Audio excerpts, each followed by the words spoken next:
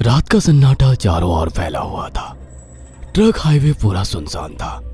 चारों ओर ठंड से हाड़ कपा देने वाली ठंड चल रही थी। हाईवे के चारों ओर घना जंगल था। उसी हाईवे पर एक मर्सिडीज दौड़ रही थी। उसमें 3 लोग सवार थे, राहुल, निधि और उनकी 10 साल की बेटी तानिया। राहुल अपने दोस्त सैफ के घर ईद की पार्टी में शामिल होने के लिए गया था और पार्टी करके घर लौट रहा था। निधि ने मुस्कुराकर ड्राइव करते हुए राहुल से कहा, कुछ भी कहो राहुल, आज तो ईद की पार्टी में मजा आ गया।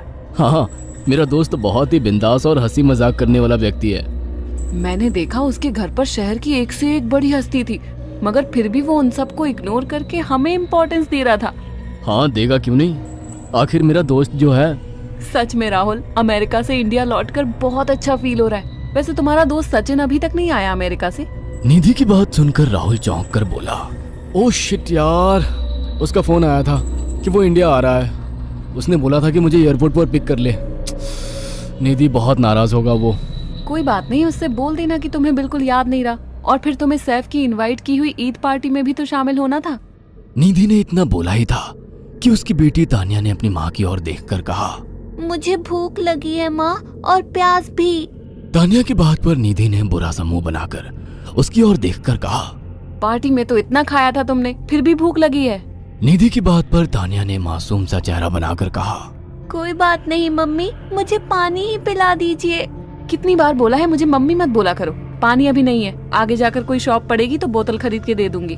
निधि की बात पर राहुल ने मुस्कुराकर कहा, छोटी बच्ची है निधि, इतना नाराज होना सही नहीं है। राहुल ने इतना कहा ही था कि अचानक एक काली परछाई राहुल की कार के सामने आकर खड़ी हो गई। राहुल के पैर अचानक ब्रेक पर पड़ गए। गाड़ी तेज रफ्तार में थी। ब्रेक अचानक लगने से पलटते पलटते बाल बाल बची थी। राहुल के चेहरे पर भयानक ठंडी में भी पसीने की बूंद टपकने लगी। वो दोनों कार से बाहर निकल आए। निधि ने डरते हुए कहा, आखिर कौन था ये? ऐसा लगा जैसे कि कोई भयानक काली परछाई मेरे कार के सामने आकर खड़ी हो गई हो।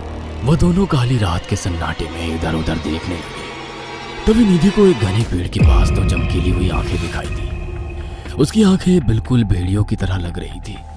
निधि ने चीखते हुए राहुल से कहा, राहुल देखो कौन है वो, जल्दी से गाड़ी में बैठो, मुझे बहुत डर लग रहा है। राहुल ने उस तरफ देखा तो उसके रोंगटे खड़े हो गए। वो दोनों गाड़ी के अंदर बैठने ही वाले थे कि अचानक एक अजीब सा चेहरा वाला भयानक सा आदमी बिजली की रफ्तार से उनके सामने आकर खड़ा हो गया। राहुल ने देखा कि उसका चेहरा बिल्कुल सड़ा हुआ था और उसकी आंखें भेड़िए की तरह चमक रही थी। उसके लंबे लंबे बाल उसके कंधे तक आ रहे थे और उसके दांत भेड़िए की तरह बाहर की ओर निकल रहे थे। हाथों की जगह नुकीले पंजे थे। राहुल को देखकर अजीब से अंदाज में हंसने लगा, मगर जैसे ही राहुल की नजर उसके कपड़ों पर गई, राहुल की आंखें फटी की फटी रह गई। वो हकलाते हुए बोला, भाईजान, भाईजान, मुझे माफ कर दो, मुझे छोड़ दो। राहुल ने इतना कहा ही था कि अचानक उस अजीब से दिखने वाले भयानक आदमी ने अपने पंजों से राहुल की गर्दन कसकर पकड़ ली और एक ही सेकंड में उखाड़ कर जमीन पर फेंक दी। राहुल के धड़ से लाल रंग का खून का फुहारा फूट पड़ा। इस भयानक मंजर को देखकर निधि के गले से एक जोरदार चीख निकल गई। निधि इससे पहले भागती कि अचानक उस भयानक दिखने वाले आदमी ने निधि को पकड़ लिया और अपने नुकीले पंजे उसके पेट में गड़ा दिए और उसकी अतड़ियां बाहर निकाल दी। निधि की एक दिल दहला देने वाली चीख सन्नाटे को चीर गई। अचानक हवा का एक बवंडर उठा और वो भयानक सा दिखने वाला व्यक्ति देखते ही देखते बवंडर के साथ गायब हो गया। तानिया ने डरते डरते निधि के मोबाइल से पुलिस और सैफ को बुला लिया और कुछ ही देर में वहां चारों ओर पुलिस की गाड़ियां थी। पुलिस ने राहुल के दोनों दोस्त सैफ और सचिन को वहीं बुला लिया। इंस्पेक्टर अर्जुन ने दोनों से कहा, मैंने ऐसी हत्याएं अपने करियर में कभी पहले नहीं देखी। ये काम तो ना किसी जानवर का लगता है, ना ही किसी इंसान का। सचिन कपकपाती हुई आवाज में बोला, आप कहना क्या चाहते हैं? कुछ कह नहीं सकता।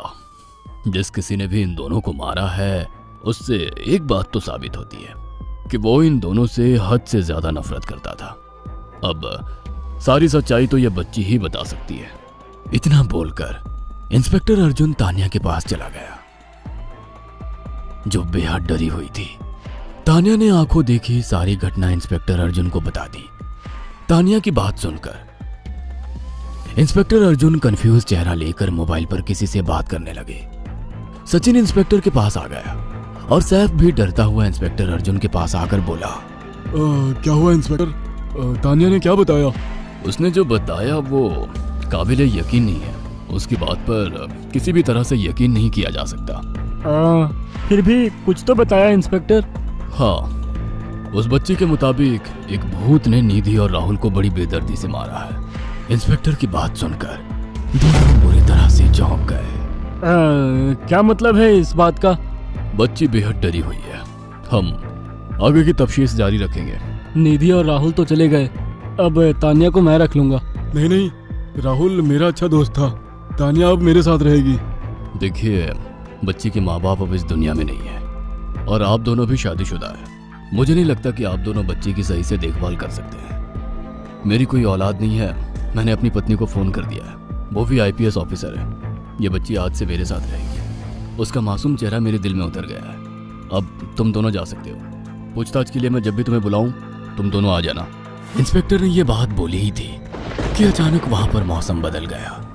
चारों ओर काली घटाएं छा गई और एक भयानक बवंडर उठा और देखते ही देखते सब पुलिस वालों के सामने वो भयानक चेहरे वाला आकार सबके सामने खड़ा हो गया। उसको देखकर सबके रोंगटे खड़े हो गए। देखते ही देखते उसने अपने भयानक पंजे सैफ की आंखों में डालकर उसकी आंखें निकाल ली। सैफ ने चीखते हुए वहीं दम तोड़ दिया। उस भयानक आदमी को देखकर सचिन उसके पैरों पर गिर गया। तुम तो भाईजान से कपड़े पहने हो। मैं समझ गया, तुम भाईजान हो। मुझे माफ कर दो भाईजान, मुझे यहाँ से जाने दो। मैंने कुछ नहीं किया था। वो भयानक चेहरे वाला गुर्राते हुए बोला, बता इन सबको कि ये सब इतनी भयानक मौत क्यों मरे। सचिन दौड़ता हुआ इंस्पेक्टर अर्जुन के पास गया और बोला, मैं जानता हूँ इसने इन तीनों को क्यों मारा। इसका नाम भाईजान था। जब ये जिंदा था ये किसी का भाई किसी की जान था। बहुत साल पहले ये हम सबका बहुत अच्छा गहरा दोस्त और बिजनेस पार्टनर था। ये सबकी बहुत मदद किया करता था। इसकी प्यारी सी बेटी थी तानिया, जो इस वक्त कार के अंदर बैठी हुई है। ये इसी की बेटी है। भाईजान अपने सारे पैसों से एक बहुत बड़ा हॉस्पिटल खोलना चाहता था जिससे गरीबों का मुफ्त इलाज किया जा सके, मगर हम तीनों इसके लिए तैयार नहीं थे। हमारी नीयत उसकी दौलत पर खराब थी और एक दिन हम सब धोखे से ईद के दिन भाईजान को यहाँ ले आए और इसे मारकर फेंक दिया। तो फिर तुम सबने इसकी बेटी को क्यों जिंदा छोड़ दिया?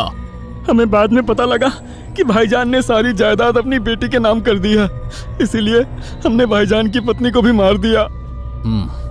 और तानिया का तुम 18 साल की उम्र पूरी करने का इंतजार कर रहे थे ताकि सारी जायदाद अपने नाम करा सको और बाद में उसे भी ठिकाने लगा सको।